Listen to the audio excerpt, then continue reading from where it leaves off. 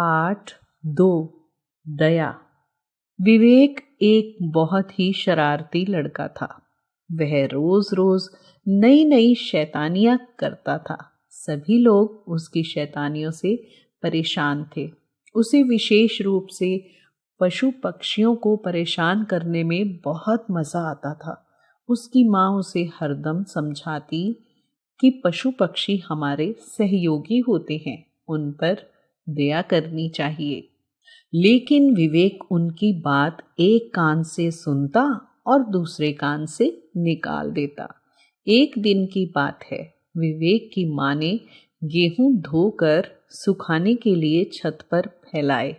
वह जानता था कि माँ ने अवश्य गेहूं के कुछ दाने कबूतरों के लिए भी डाले होंगे।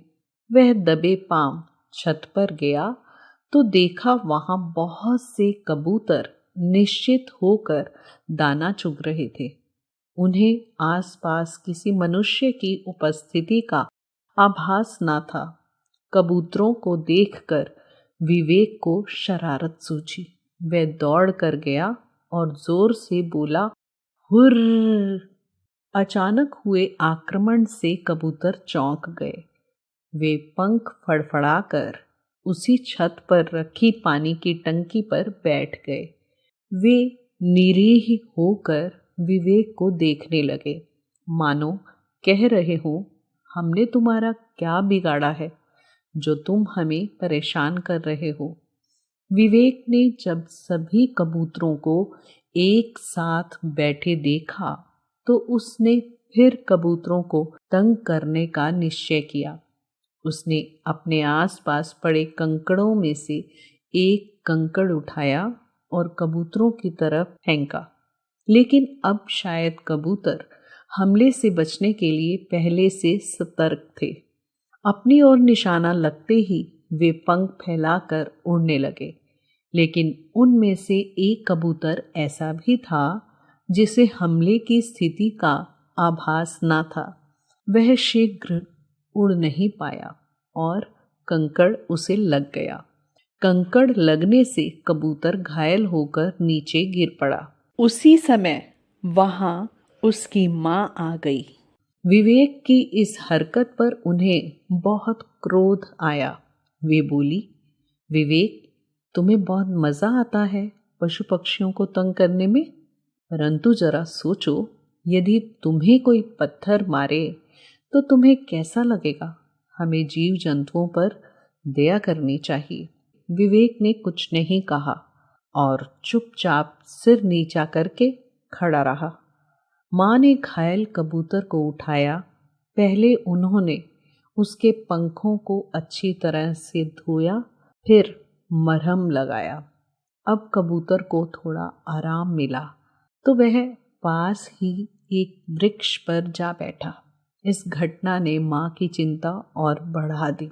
वे समझ नहीं पा रही थी कि आखिर विवेक को कैसे समझाया जाए।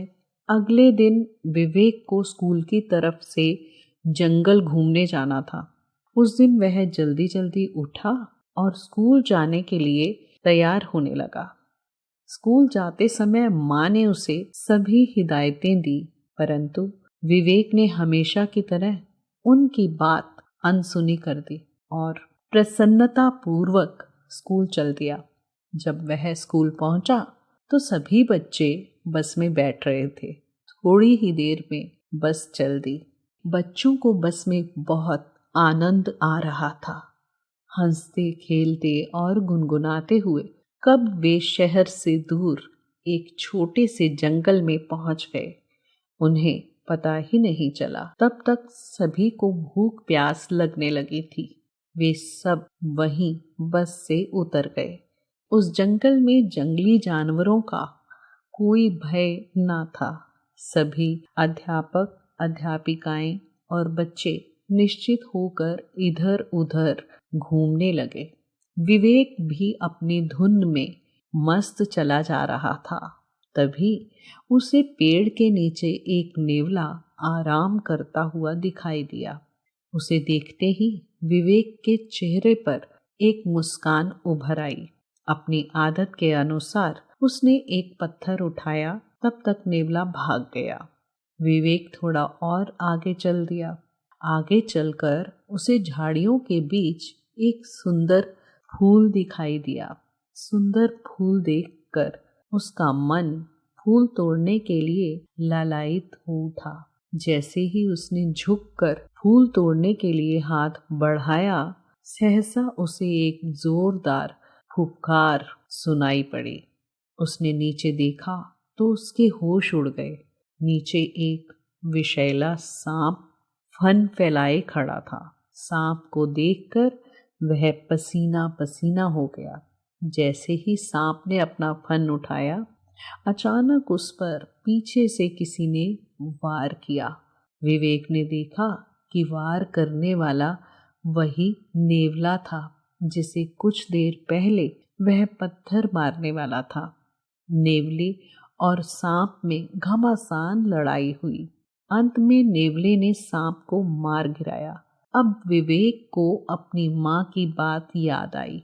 वह सोचने लगा कि माँ हमेशा कहती हैं कि जानवर हमारे सहयोगी होते हैं, उन्हें सताना नहीं चाहिए। पर उसने कभी अपनी माँ की बात नहीं मानी। उसके दिमाग में रह रहकर यह बात उठ रही थी कि आज अगर नेवला नहीं होता तो क्या होता। तभी उसे ढूंढते ढूंढते सभी लोग वहां आ गए। विवेक बहुत बुरी तरह से डरा हुआ था। सबको वहां देखकर उसकी जान में जान आई। फिर उसने सारी बात बताई। अध्यापक ने उसे धीरज बंधाया और कहा, विवेक, पशु पक्षी हमारे मित्र होते हैं। तुम जानते हो कि पक्षी और मनुष्य का संबंध तो बहुत पुराना है। पक्षी तो कीट पतंगों से फसल की सुरक्षा करके मनुष्य का कल्याण भी करते हैं। हमें कभी भी पशु पक्षियों को सताना नहीं चाहिए।